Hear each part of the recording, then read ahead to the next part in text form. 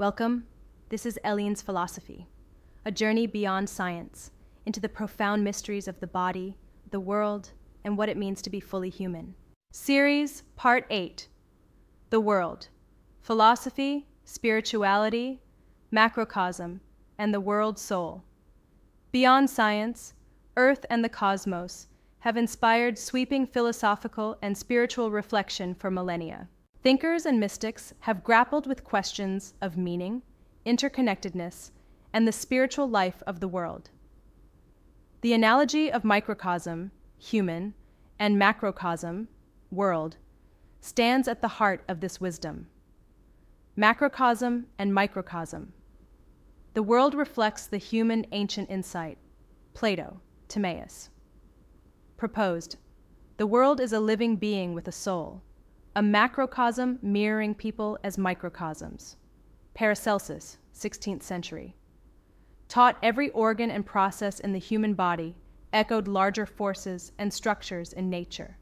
Giordano Bruno, Francis Bacon, and Hermetic philosophers developed this as above, so below doctrine. Modern science, systems theory, and ecology confirm the interconnectedness of parts within wholes, showing deep structural parallels between biology and planetary processes. World soul and spiritual meaning. Philosophical tradition. Plotinus, Neoplatonism. Argued the universe is permeated by a world soul, an animating principle binding everything together.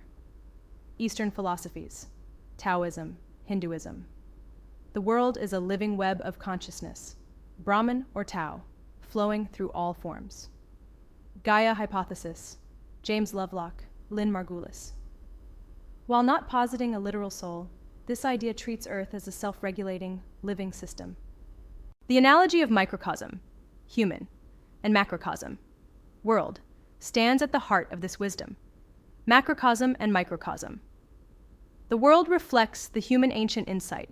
Plato, Timaeus, proposed the world is a living being with a soul, a macrocosm mirroring people as microcosms. Paracelsus, 16th century.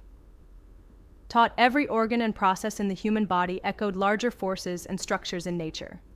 Giordano Bruno, Francis Bacon, and Hermetic philosophers developed this as above, so below doctrine. Modern science, systems, theory, and ecology confirm the interconnectedness of parts within wholes, showing deep structural parallels between biology and planetary processes. World soul and spiritual meaning. Philosophical tradition. Plotinus, Neoplatonism. Argued the universe is permeated by a world soul, an animating principle binding everything together. Eastern philosophies, Taoism, Hinduism. The world is a living web of consciousness, Brahman or Tao, flowing through all forms. Gaia hypothesis, James Lovelock, Lynn Margulis. While not positing a literal soul, this idea treats Earth as a self-regulating, living system. Interconnectedness and imperfection. Spiritual teachings, Buddhism and indigenous traditions embrace the world's impermanence and imperfection as sacred and necessary for renewal. Sufi mystics and Kabbalists seek the hidden unity beneath apparent chaos, teaching that suffering and limitation are paths to deeper wisdom. Why the world cannot be perfect. Natural disasters, disease, and decay are inevitable. These limits fuel compassion, adaptation, and spiritual quest. Attempts to dominate or perfect the world often lead to suffering. True spirituality teaches balance and gratitude. Modern thinkers and integration. George Lakoff, Philosophy in the Flesh.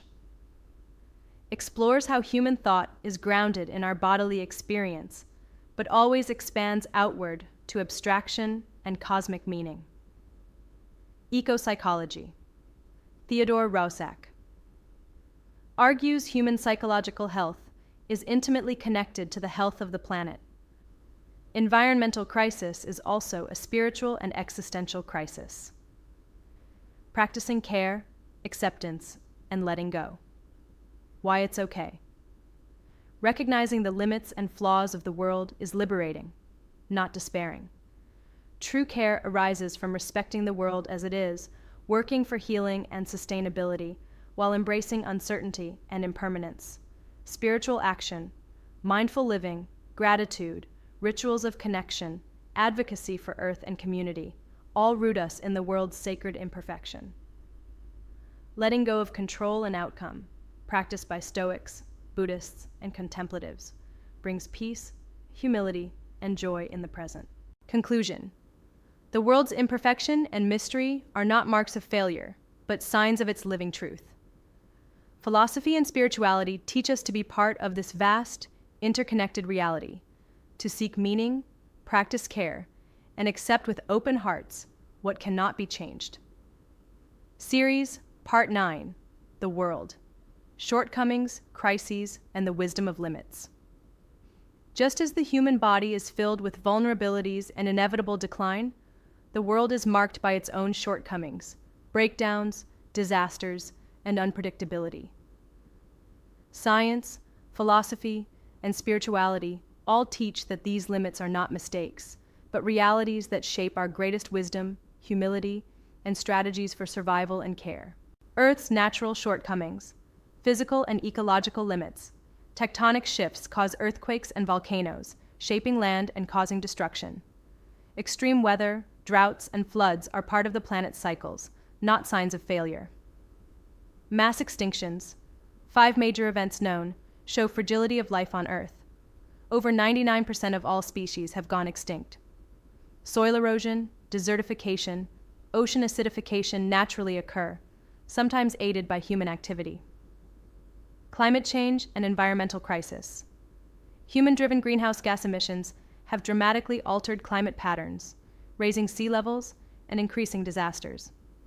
Rachel Carson, Silent Spring, sparked awareness of pesticides' effects. James Lovelock warns of Gaia's limits in regulating itself under stress. Imperfect systems and human failure. Resource scarcity and pollution. Earth's resources, fresh water, fertile soil, minerals, are finite. Overuse leads to depletion and conflict.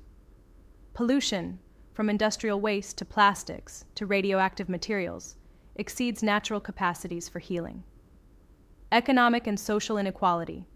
Globalization, capitalism, colonialism have left nations and peoples unevenly able to respond to crises.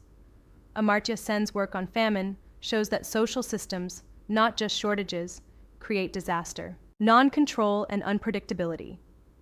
Despite satellites, supercomputers, and prediction models, disasters can rarely be fully anticipated or prevented. The COVID-19 pandemic reminded us of how quickly a global system can be disrupted by nature. Philosophical and psychological lessons. Limits and fear. Confronting environmental dangers provokes fear, denial, and grief. Elizabeth Kubler-Ross's stages of loss apply to ecological mourning. Existentialists, Nietzsche, Camus, taught that facing the abyss, admitting limits and mortality, can become the ground for meaning and resolve. Resilience born of acceptance. Stoic philosophers, Epictetus, Aurelius, advised preparing the mind for adversity, acting without illusions of control. Indigenous knowledge and modern resilience theory, C.S. Halling, describe how systems become stronger through disturbance and recovery, not despite it. The gift of imperfection, hope, adaptation, and innovation. Ecological resilience. Nature's ability to bounce back after collapse. Forest regrowth, coral reef recovery, species diversification after extinction. Permaculture, Bill Mollison, and regenerative agriculture teach working with, not against, the world's cycles. Social learning. Disasters inspire innovation, public health, post-pandemic, conservation movements, new technologies. Solidarity, empathy, and creativity rise where comfort and certainty fail. Why it's okay and how to live with it. Deep wisdom. The world is not yours to fix or perfect. The practice is to care, adapt, let go of illusions, and steward what you can for as long as you can. Acceptance is not weakness, it is courage. Acknowledging fear, limits, and pain, while choosing gratitude, connection, and purposeful action. Letting go. Spiritual teachings, Buddhism, Taoism, Stoicism. Counsel surrender to what can't be changed. Focus on the present and cultivate inner peace amidst change. Conclusion. The world's shortcomings are as natural as our own. By facing hard truths about limits and crises, we find realism, humility, and resilience. The wisdom of living is not to erase imperfection, but to become skillful in care, adaptation, and letting go, with hope, authenticity, and courage. Thank you for watching and sharing this journey. Remember, your flaws, your questions, even your fears, they are the roots of real wisdom, not obstacles. If this philosophy inspired you, please like, subscribe, and share in the comments. What imperfection have you come to accept, and what does it mean for your life? Your story could help someone else, and we're all in this together. See you in the next episode ofElleen's Philosophy.